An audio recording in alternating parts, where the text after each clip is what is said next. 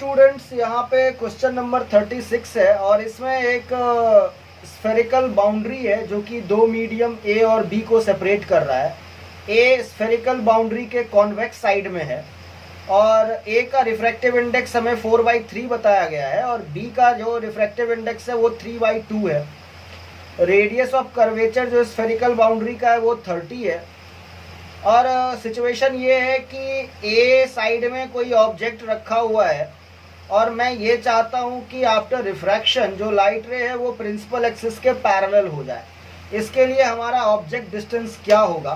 So let us से मैंने यहाँ पे ऑब्जेक्ट डिस्टेंस को x कह दिया है, तो यहाँ से साइन स्कीम लगाते हुए मैं u को -x कहूँगा और सिंस आफ्टर रिफ्रैक्शन लाइट रे जो है वो प्रिंसिपल एक्सिस के पैरेलल हो जा रहा है, इस वजह से मैं v को इन्फिनिटी कह रहा हूँ। और रेडियस ऑफ कर्वेचर की जहाँ तक बात है, आप देख सकते हैं ये +30 आ जाएगा। प्लस मैं इसलिए बोल रहा हूँ क्योंकि इसका जो सेंटर ऑफ कर्वेचर होगा वो कहीं यहाँ पे होगा, तो साइन स्कीम के हिसाब से ये r जो है वो हमारा पॉजिटिव रहने वाला है।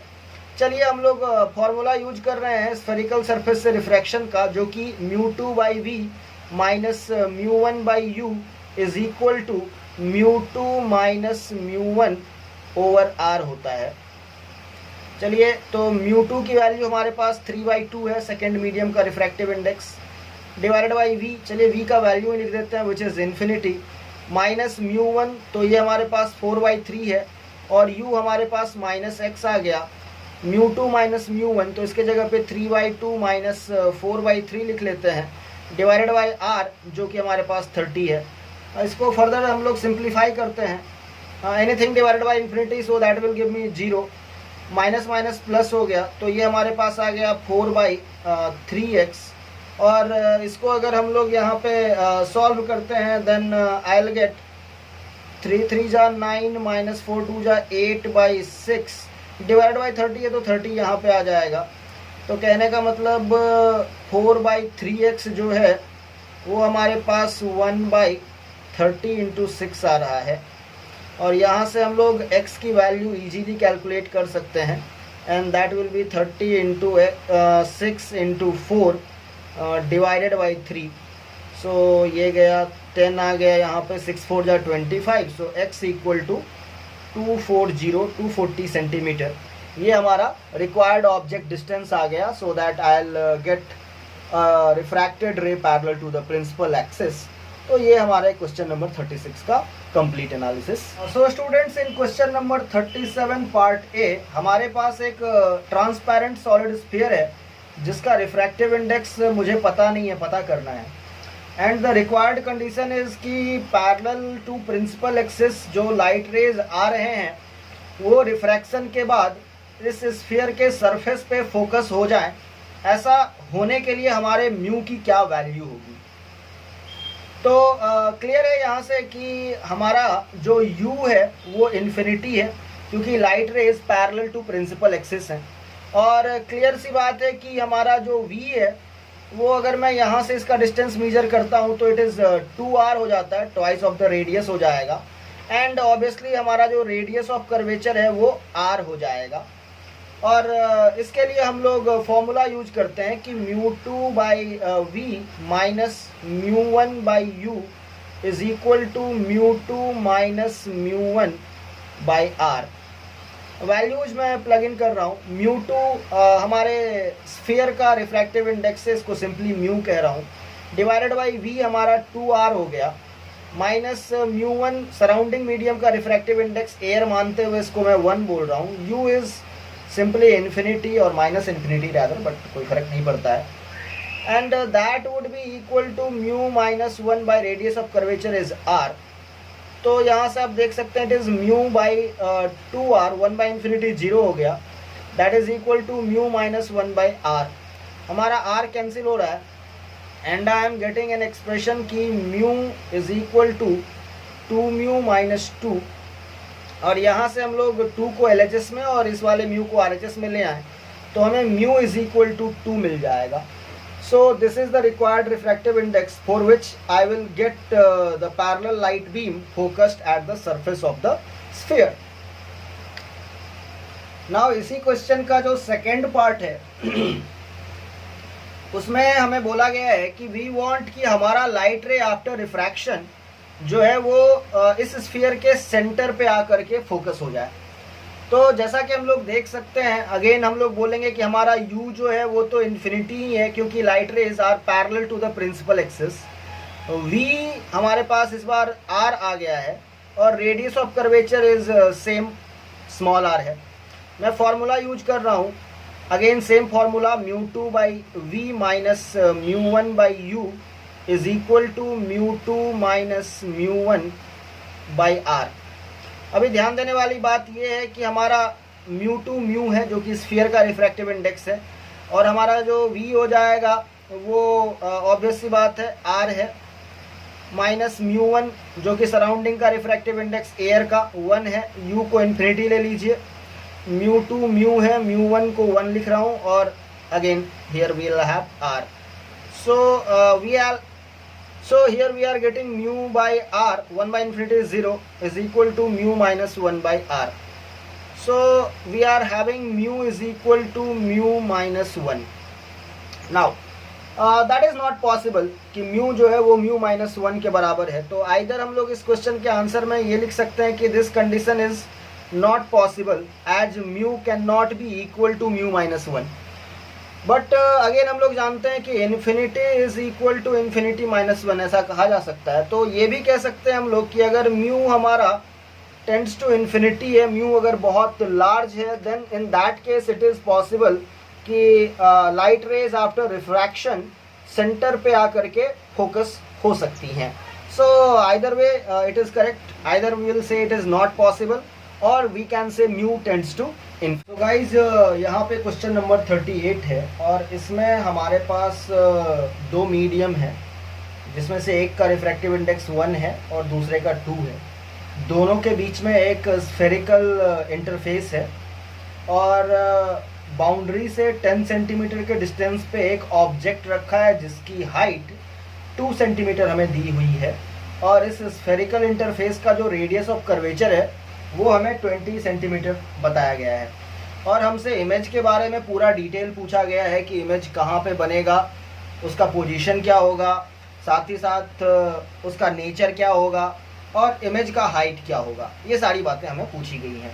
तो चलिए सबसे पहले हम लोग यहाँ पे ये डिस्कस करेंगे कि इमेज का पोजीशन क्या होगा, और उसके लिए हमारे पास जो फॉर्मूला है μ2 by v minus μ1 by u is equal to μ2 minus μ1 by r को यूज करेंगे।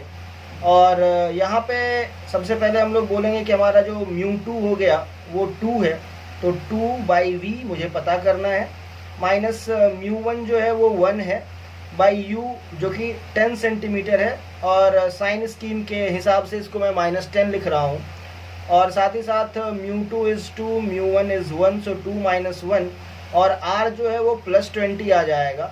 Will solve it. तो यहाँ से हम लोग देख रहे हैं कि 2 बाई वी, और यहाँ पे माइनस माइनस प्लस, इस साइड इसको ले आते हैं तो ये माइनस हो जाएगा, और 2 माइनस 1 इज़ 1, सो 1 बाई 20, और ये इधर आ गया तो -1 बाई 10 हो गया। And once we solve it I will get -1 by 20। तो यहाँ से हम लोग बता सकते हैं कि हमारा जो v है वो -40 सेंटीमीटर है। यहाँ पे माइनस का इंटरप्रिटेशन ये है कि हमारा जो इमेज है वो मीडियम 1 में ही बनेगा, मतलब जिसका रिफ्रैक्टिव इंडेक्स 1 है उसी मीडियम में हमारा इमेज कहीं पे बनेगा। सो लेट अस से ये हमारा ऑब्जेक्ट हो गया, OP कह देते हैं। तो हमारा जो इमेज बनेगा वो कहीं 40 सेंटीमीटर के डिस्टेंस पे यहाँ पे बनने वाला है। लेट अस से ये हमारा इमेज हो गया और इसका जो डिस्टेंस हो जाएगा वो 40 सेंटीमीटर हो जाएगा। सो माइनस का ये इंटरप्रिटेशन है। अभी हमें इमेज के साइज के बारे में भी बात करना है, तो इसके लिए हम लोग यूज करेंगे मैग्नीफिकेशन m। तो m is equal to height of image by height of object, and that is equal to μ1 by μ2 into v by u। ये स्फेरिकल सरफेस से रिफ्रैक्शन के केस में मैग्नीफिकेशन का फॉर्मूला होता है। तो नंबर्स प्लग इन करें, μ1 1 है, μ2 2 है, हमारा v है -40 और हमारा u है -10 है, ये आप कैंसिल कर सकते हैं, 2 2 जा 4 हो जाएगा, वो +2 आ रहा है। और आप हमेशा जानते हैं कि अगर मैग्नीफिकेशन प्लस है इसका मतलब हुआ कि हमारा जो इमेज है वो वर्चुअल है और इरेक्ट है। और अगर हम लोग इमेज साइज की बात करें तो height of image will be equal to height of object into magnification. तो हमारा जो हाइट ऑफ ऑब्जेक्ट है वो 2 सेंटीमीटर है और मैग्नीफिकेशन 2 आया है, तो ये इफेक्टिवली 4 सेंटीमीटर का इमेज हाइट आ गया। कहने का मतलब हमारा यहाँ पे ये है कि जो हमारा इमेज बनेगा वो ऑब्जेक्ट से 2 टाइम्स लार्जर होगा, वो वर्चुअल होगा और वो इरेक्ट होगा। तो ये पूरा इन्फॉर्मेशन हो गया हमारे इमेज के बारे में जो कि हमसे क्वेश्चन में पूछा गया था। Students, coming to question number 39, और यहाँ पे हमें एक ग्लास स्फीयर दिया हुआ है जिसका रेडियस हमें 5 सेंटीमीटर बताया हुआ है। So in a way we can say that AC is 5 centimetre, C हमारे स्फीयर का सेंटर है।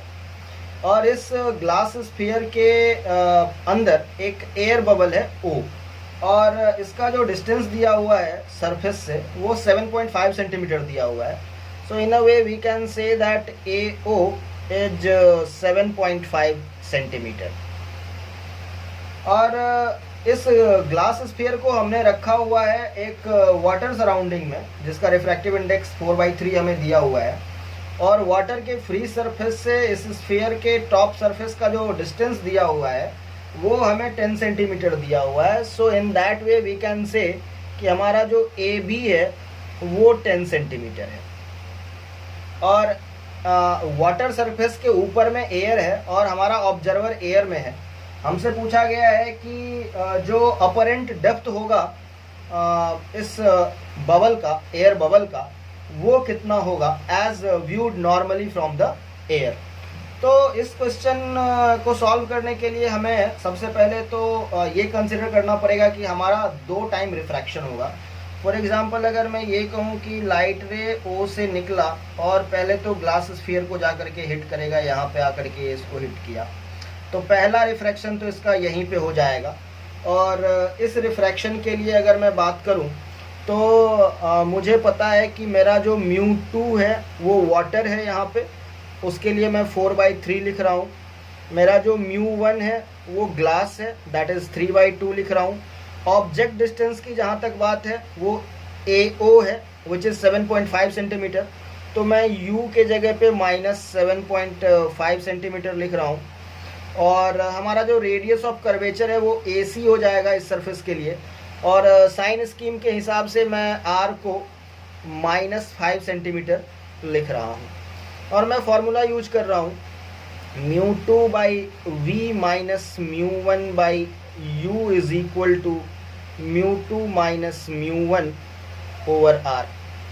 और मैं ये सारे वैल्यूज अभी यहाँ पे प्लग इन कर रहा हूँ। तो मेरा μ2 जो है वो हो गया 4/3/v, माइनस μ1 जो है वो मेरे पास आ गया 3/2 डिवाइडेड बाई हमारा जो u है वो -7.5 है, and that will be equal to 4/3 -3/2, और हमारा जो r है वो -5 आ जाएगा। And we can pretty easily solve this equation. और इसको सॉल्व करने से हमें यहाँ पे जो v मिल रहा है वो आ रहा है -8 सेंटीमीटर। तो यहाँ पे -8 का मतलब हो गया कि हमारा जो इमेज है वो A से 8 सेंटीमीटर बनेगा, और वो बनेगा ग्लास स्फीयर के अंदर ही। माइनस आया है इस वजह से। तो हम लोग कह सकते हैं कि चलिए हमारा जो लाइट रे है वो कुछ यूँ यहाँ से रिफ्रैक्ट हुआ कि इसका जो इमेज है वो कहीं यहाँ पे पहली बार बना। I will call it I1। और ऑब्वियस सी बात है, मैं ये कहना चाह रहा हूँ कि AI1 जो है वो 8 सेंटीमीटर आया है। Now this I1 will act as the object for the refraction from the water air interface. अब एक रिफ्रैक्शन यहाँ पे भी होगा, वाटर एयर इंटरफेस पे भी होगा, और इसके लिए I1 जो है वो ऑब्जेक्ट का काम करेगा। तो यहाँ पे अभी हम लोग कर्व्ड सरफेस से जो रिफ्रैक्शन का फॉर्मूला है ये वाला, इसको यूज कर सकते हैं। और जस्ट हम लोग ये बोल देंगे कि फ्लैट सरफेस के लिए जो रेडियस ऑफ कर्वेचर होता है वो इन्फिनिटी होता है। तो अगर मैं इसके लिए लिखूं तो मेरा जो μ2 हो जाएगा, ऑब्वियसली वो एयर होगा, 1 होगा इस केस में। μ1 जो होगा वो वाटर होगा, ऑब्वियसली 4/3। और अगर मैं ऑब्जेक्ट डिस्टेंस u की बात करूं तो इट विल बी bi1, क्योंकि i1 मेरा ऑब्जेक्ट का काम करेगा।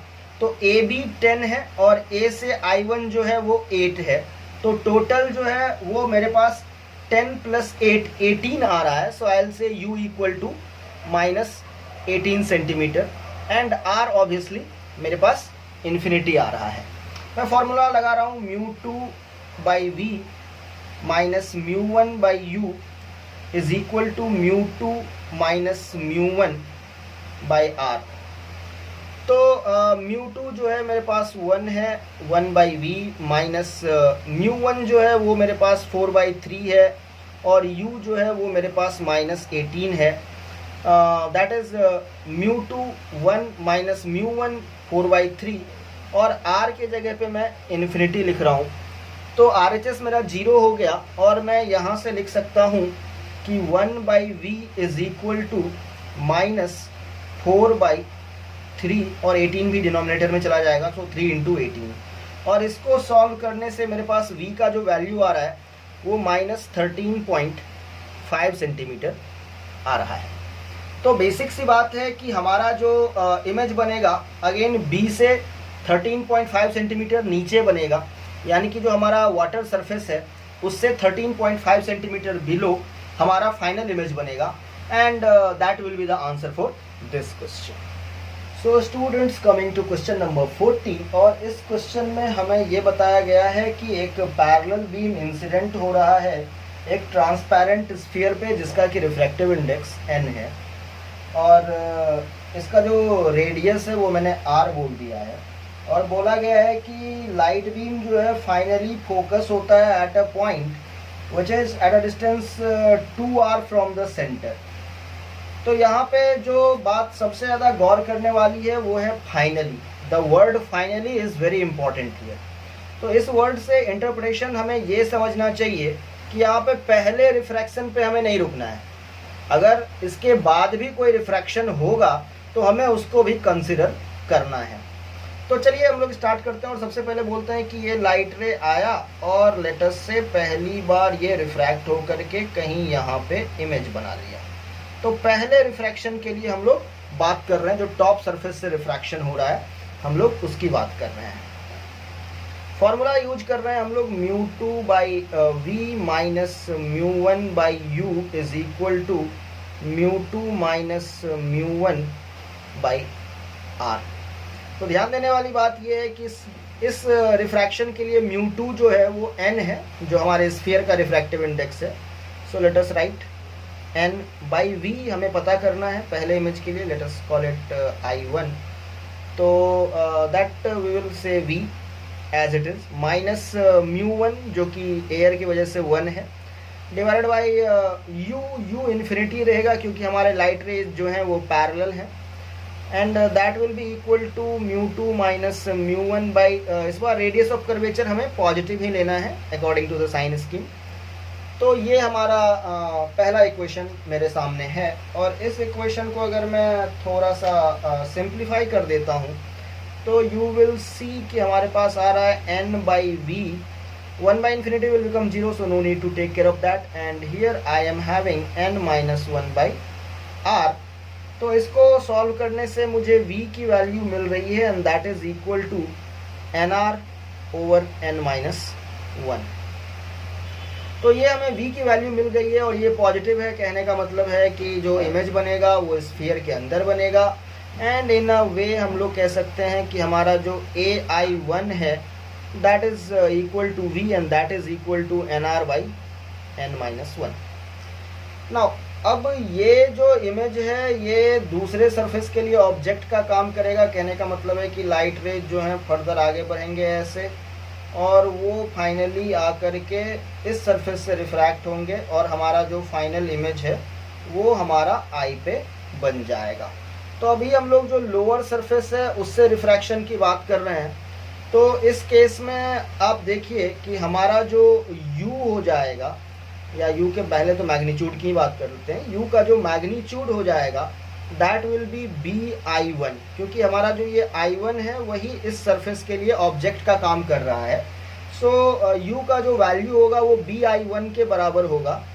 एंड bi1 को हम लोग लिख सकते हैं ab minus ai1।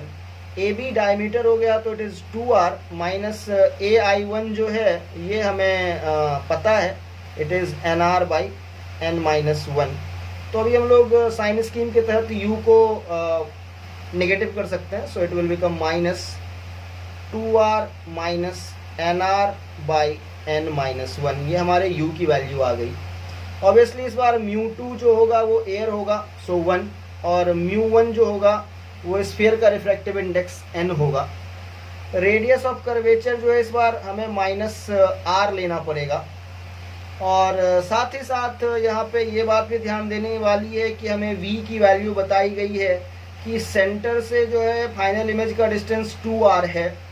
So v is basically bi and that will be equal to ci minus bc। तो हमारा जो ci है अकॉर्डिंग टू क्वेश्चन 2r है और bc खुद रेडियस है तो 2r minus r which is r। और साइन स्कीम के हिसाब से भी मेरा v जो है वो पॉजिटिव ही रहेगा। तो चलिए अभी हम लोग फिर से इक्वेशन यूज करते हैं, μ2 by v minus μ1 by u is equal to μ2 minus μ1 by r। इसको अगर मैं यूज कर रहा हूँ तो μ2 जो है मेरा वो आ गया 1, सो 1 बाई वी है मेरे पास r, so 1 by r minus μ1 है मेरे पास n बाई u के जगह मैं माइनस ऑफ दिस थिंग लिख रहा हूँ which is 2r minus nr by n minus 1। ये मेरा u हो गया and that is equal to 1 minus n और r की जगह मैं माइनस r लिख रहा हूँ। Now we will solve this equation to get the value of n। Let's do that. तो यहाँ से मैं लिख सकता हूँ कि 1 बाई r जो है हमारा इसको अगर मैं एडजस्ट कर लूँ तो n माइनस 1 बाई r लिख सकता हूँ। और ये माइनस माइनस प्लस हो गया, RHS में जाके ये दोबारा माइनस हो जाएगा। So minus n by obviously 2r minus nr by n minus 1 आ रहा है। सो इसको अगर हम लोग चाहें तो फर्दर भी सॉल्व कर सकते हैं। सो वी विल से कि 1 बाई r जो है हमारा वो n minus 1 by r minus n by, ये इस चीज़ को हम लोग ज़रा सॉल्व कर लें तो 2r इंटू n मेरे पास आ गया 2nr minus 2r minus nr, और जो डिनोमिनेटर में n माइनस 1 आएगा उसको मैं ऊपर ले जा रहा हूँ, सीधे n माइनस 1 लिख दे रहा हूँ। Now as you can see कि हमारे पास r कॉमन आ रहा है। सो आई विल से कि 1 by r is equal to n minus 1 by r minus, अभी यहाँ पे आप देखिए n माइनस 1 आ गया, n इंटू n माइनस 1, और मैंने r को कॉमन ले लिया तो यहाँ पे है 2nr minus nr। So I will have simple n, so 2nr minus nr is nr, r common ले लिया तो n माइनस 2। मैं इन सारे r को कैंसिल कर रहा हूँ और हमारे पास जो इक्वेशन आ रहा है वो है 1 is equal to n minus 1 minus n into n minus 1 over n minus 2। और अगर मैं यहाँ से इस इक्वेशन को सॉल्व करता हूँ then very easily I can get the value of n which will be 4 over 3 and that is the answer for this question.